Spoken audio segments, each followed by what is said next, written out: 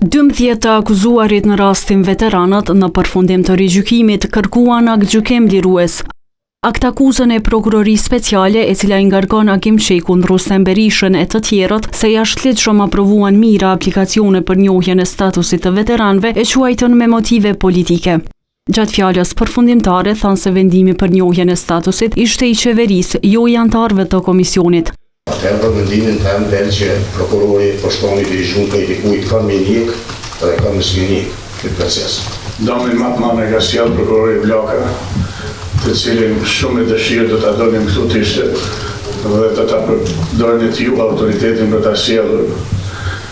Përndryshe, si duket ai ka punu me urdhër politik, çfarë përgjegjësie që e person gjykata në raport me mua do t'i bindem përjetësisht. Po jo as të një fjale, deklarate dhe aktakuze të kësaj prokuroria. Ish prokurori Elez Blakaj, i cili kishte ngritur aktakuzën, nuk u la pa u përmendur edhe nga Shukri Buja.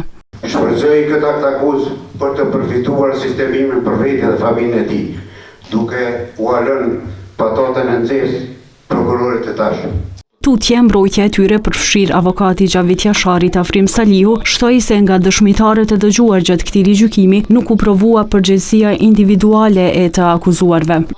Ndërkohë, prokuroria speciale gjatë fjalës përfundimtare seancën e kaluar ka kërkuar që të akuzuarit të shpallën fajtor.